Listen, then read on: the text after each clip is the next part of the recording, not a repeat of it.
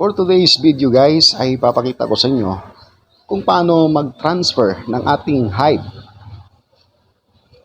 galing sa ating Hive wallet patungong Binance upang doon ay ating i-trade pang maging piso.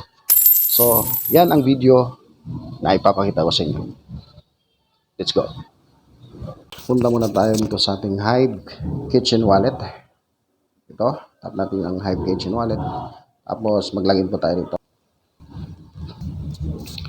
So meron tayong balance na 300 worth 300 US dollar. So dahil Hive ang ating ita-transfer patungong Binance, so tap natin tong Hive. Yan po yung ating Hive token na kung saan ay pwede natin siyang ma-withdraw agad kung gusto natin siyang i-benta. Wow. So ayun, tap natin tong send. Okay. Punta muna tayo sa ating Binance account para doon ay kunin natin yung wallet address kung saan natin ipapadala yung ating Hive token. So, add natin ang funds. Tatap natin tong deposit crypto. Makikita nyo meron ng Hive dito. Tap lang natin tong Hive. Ayan. Tapos, piliin natin yung network niya. So, okay. Okay, so ito yung name ng wallet. So, copy lang natin yan. Pagka-copy ng wallet address, so punta tayo balik dito sa ating Hive Kitchen at lagay natin yung wallet address. Paste natin yan. At meron pang Memo. Copy natin tong Hive Memo.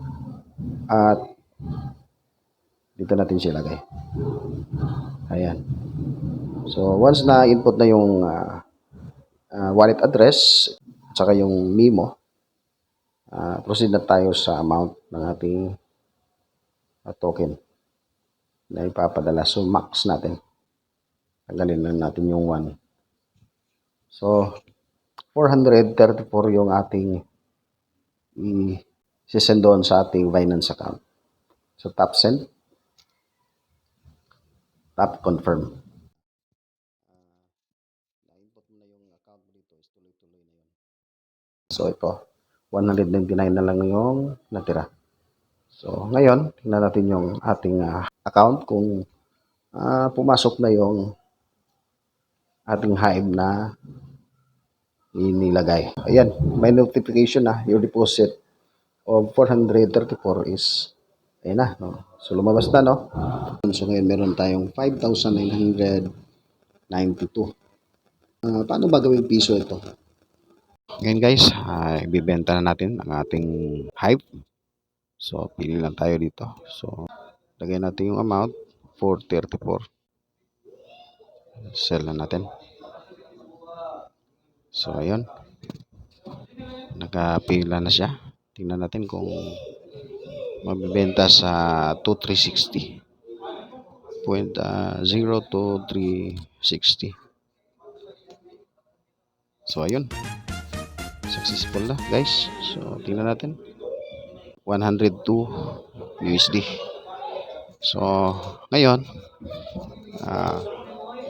punta tayo sa ating wallet. Nakalagay siya dito sa spot. So, itong USDT natin, gagawin na nating piso. So, withdraw na natin to. So, ang gagawin natin is send via crypto. Punta tayo sa ating coin.ph wallet. Okay. Login lang tayo sa ating coin.ph wallet. So, ayan. Punta tayo muna dito sa ating portfolio. Tapos, tap natin yung USDT. Transfer USDT. Okay. So, tap natin itong deposit. Ayan. So, nasa Binance yung USDT natin. So, tap natin itong BNB Smart Chain. So, BIP20. Ayan. So, ito yung wallet na dito natin siya i-send. So, copy natin itong wallet, guys. Okay. Copy address. Tapos, punta na tayo doon sa ating Binance. Tap natin itong address dito. Lagay natin ang address dito. Yan, naka-paste na. Tapos, tap natin itong network. Okay. So, nakita nyo yung network natin kanina na pinili doon sa coin page natin. So yan din ang ilalagay natin dito. Ito yun, BNB Smart Chain. Tap natin tong max. So maximum na natin. Tapos tap natin tong withdraw. Okay? Tap, withdraw. Yan. So ensure the network is correct. So confirm na natin dahil alam naman natin na tama yung network na nilagay natin. Yan. Withdrawal processing na siya. So antayin lang natin. So yan siya. 102 USDT. Completed. So yan, completed na siya guys. So check natin sa ating CoinPH kung boom. So ayun guys. Nakita nyo, ayun. Pumasok na siya. Amount of 6,000. So need pa natin itong gawing piece. So sell natin yung USDT natin. Okay. So top max. Yung 6,000 natin magiging 5,940 na lang siya. So okay, goods na tayo dyan. So presyo na yan. So sell na natin yan. Okay. Confirm. Sale na natin. Successful. Ayan. Piso na yan. So 5,940 na lang siya guys. So, gawa ng mayroong mga transaction fee yan sa dito sa loob mismo ng exchange. So itong CoinPH. So kayon, pag pasa naman natin to sa ating GCash, so cash out natin. So meron na naman tong konting transaction fee na naman, no? So max natin ayan 5,940.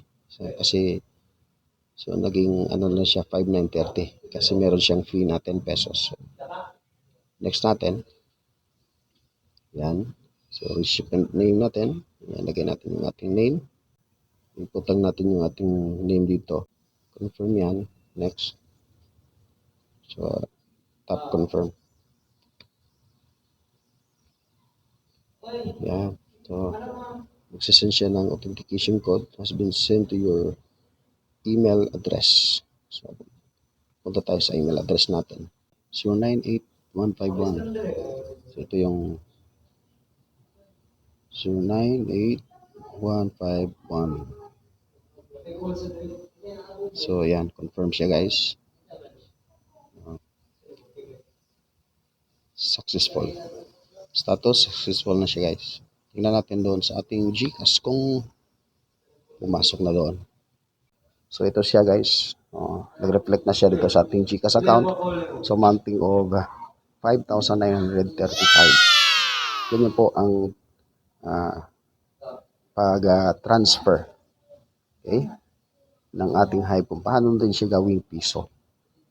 So, ayun guys, nakita nyo kung paano natin kinonvert yung ating Hive cryptocurrency patungong Binance from Hive Kitchen wallet natin. Pagdating sa Binance, bininta natin ito USDT at nilipat natin sa ating CoinPH wallet. At doon sa CoinPH wallet, yung USDT natin ginawa nating piso. Pagkatapos, sinend natin doon sa ating GCash. So, ganun lang po kung paano natin gamitin yung ating Hive, kung paano natin gawing piso.